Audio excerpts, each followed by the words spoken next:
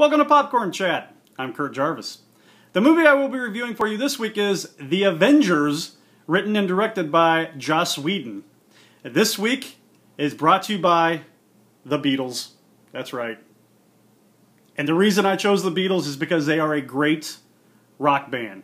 Probably one of the greatest rock bands. And the reason that's appropriate is because The Avengers is one of the greatest superhero movies ever made. Period. It was amazing, it was funny, it was fantastic. And as a matter of fact, it's probably the greatest, I'm just going to say it, it's the greatest superhero movie ever. It's better than The Dark Knight, and I didn't think anything was going to top The Dark Knight, but it did. So instead of doing more than one movie, I couldn't condense this to 4 or 5 minutes to talk about it because it is such a great film. I'm going to take up the entire time talking about what makes this movie so great. And we're going to start with writer and director Joss Whedon. You might remember me talking about Cabin in the Woods and how terrific that was. Well, that was written by Joss Whedon. And all the concerns that I had about the Avengers coming into this was blown out of the water. Joss Whedon has arrived. I know he's arrived before in television, particularly with Buffy the Vampire Slayer, Dawson's Creek, and Firefly, which, why the hell did you ever cancel Firefly? That was a terrific show. But now he's really arrived in cinema, big time. And he's right up there now with the J.J. Abrams, the Christopher Nolans. He's in that mix.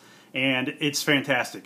What he did was he never stopped looking at this film from an audience's perspective. When you do comic book movies, you take a lot of chances. And the chance he took, another chance that's there that's really risky, is doing a team concept superhero movie. I talked about that when I did my summer preview. It's tricky. It's tricky because you have a short amount of time to tell a little bit about each character. And let's face it, there's going to be people that watch this movie that have never seen any of the other films leading up to this. They've never seen the Hulk movies, the Thor movie, the Iron Man movies, nothing. They have nothing going into it. They've never read a comic book, which is, it should just be mandated in schools that we read comic books. That's just my opinion. But it's one of those things that you don't have to enjoy this. There was a mother in the audience who brought her, I think he was about 7 or 8-year-old son, into the theater. And I asked her, I said, so have you seen all the other ones? She says, no, but his father had taken him to see it, and his father is overseas, in the Army, so she felt compelled to take him to this one because they would have gone opening night. And I thought that was very touching, even though she'd never seen any of the other ones. She said she's seen pieces of it at home when they put it on the DVD. And she enjoyed this movie. So if you have somebody like that there that's enjoying it, you know this is a good movie. So what makes it work? Well, first of all, he brought credibility back to the Hulk. Okay, the Hulk has had 2 movies done before this, and the first one, I love Ang Lee. He did a terrible Hulk. Okay, it was a terrible rendition. He had no source material. He did not pay tribute to the fans who read the Hulk or the comic book in general, or not even the old TV show. Nothing. He did nothing. Okay, the second Hulk that had Edward Norton as Bruce Banner was a lot better. But it did a lot. It spent a lot of time cleaning up after the first movie to get to that point before it could move on. So we never got to see it actually transcend itself into something greater. Joss Whedon used the Hulk correctly. Okay? In fact, the funniest scene in the entire movie has the Hulk in it. All right, between the Hulk and Loki. Loki is the evil villain in the film, and it did justice to the Hulk finally. Somebody had fun with the Hulk. Because let's face it, anytime you have a big, mean, nasty, all brawn, no brain kind of creature, you can have fun with that. And Joss Whedon had a blast with him, and you should. And, for a while there, I didn't know how he was going to use him. I was actually starting to think, an hour or so into the film, we still hadn't seen the Hulk. We'd seen Bruce Banner introduced, but he's trying to control himself so he doesn't turn into the Hulk. And it's probably about an hour and a half into the movie before the Hulk even arrives. So I'm sitting there thinking, okay, well, that's odd. But once he arrives and once he's in the big final scene, you forget all about it because it's so good. And I tell you what, another thing he did, I was worried when they took, and I'm not saying that Joss Whedon isn't good at this, but the Iron Man movies were so successful because Tony Stark, Robert Downey Jr., who's played Tony Stark, is so good at playing Tony Stark. It's a very witty, sarcastic script. It moves like lightning, you know, when it comes to dialogue. And Joss Whedon kept that. He kept that going. He kept that boulder rolling downhill. So you have him. Then he also used the dynamic with Captain America. Captain America is a, you know, he thinks like he's in the 1940s. And of course he's been transported to this world. And so he's still thinking of the 1940s. So you have this tech-savvy Iron Man with this guy who's a soldier from the 1940s. That dynamic was great. All the dialogue was fantastic.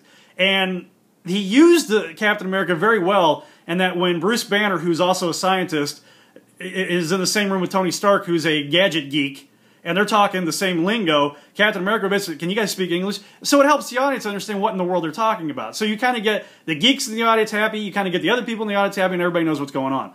It's fantastic flow. The other concern I had was how they were going to use Scarlett Johansson and Jeremy Renner, because they were kind of introduced in this. They're not really superheroes, they're just super spies, as Black Widow and the Hawk. They did exactly what the X-Men formula was. I call it the X-Men formula because they're the first ones to do it. You just give us a little bit of everybody's character. You take your time with it, you don't rush it, and what Joss Whedon does so well that a lot of writers and directors don't do is you don't have to have 2 pages of script to get the story across, to get their ideology. As a matter of fact, you can get their character down in 2 or 3 lines in a script, and that's fantastic. That's why this movie works. He did not have to use so much script and burn so much film to set these characters up. I mean, yeah, you kind of get into it when they're in fight scenes and whatnot like that, but you get their characters when they're talking to each other. It's not very long. It's only like 1 or 2 minutes. So, bam, you know, when you could churn out characterization that quick, you can develop a story and spend a lot of time on the story. And let's not forget, this is the start of the summer action movie, and so it has to have a lot of action, and it does not disappoint. If you see this in 3D, you're going to be happy because it was shot in 3D. I've been just completely complaining about people converting it to 3D. No, Joss Whedon actually shot this in 3D for 3D, and it's a lot better. The quality is just superior when you do that. So it's good for that. For you 3D junkies, for you action junkies, you're going to love this movie. For you superhero junkies, you're going to love this movie. And let me touch on another point. If you're a fan of Iron Man, Thor, Hulk, or Captain America, you're going to love this movie. What Joss Whedon did that I thought was extremely effective, he gave every single one of them one really big laugh-out-loud zinger line where you can just totally sit back and go, man, that was awesome, that was great. He also gave every one of them multiple action scenes where they are using their skills all the time.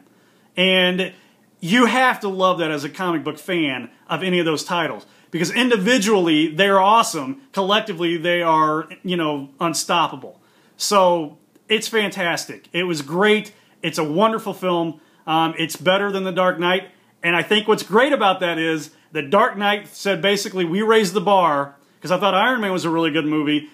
Dark Knight raised the bar. Joss Whedon basically raised it again. You know, Christopher Nolan, who did The Dark Knight, threw down the gauntlet. Joss Whedon caught the gauntlet, threw it back at him and said, now it's your turn. I think that's great. That's great for movie fans. That's great for comic book fans because it's only going to get better from here. Go see The Avengers. Take the family out and see it. There's not even any foul language in it. Nothing like that. It's very good. It's very patriotic. You know, it's very heroic. And of course, as always, keeping with the Marvel theme, you have to stay after the ending credits to get the full story. Because there's that little segment at the end. Don't forget to do that. So when the credits start rolling, stay there. And Joss Whedon does a really good job of rolling through them very quickly so you can see the ending very quickly. Okay? Go see The Avengers. Best movie of the year. Best superhero movie ever. Go see it. Out on DVD this week that you need to see is Haywire. It's another one of those artistic action films. I love artistic action films because they make people think and they offer you action. It's good. It's not great, but it's really good. So for all you action junkies, go see that. If you come back next week, I'm going to do Dark Shadows starring Johnny Depp and directed by Tim Burton. This movie's getting a lot of buzz, both negative and positive, depending on what side of the fence you're on. So you're going to have to come back for that. Until next week, I'll see you here. If I don't, see you at the movies.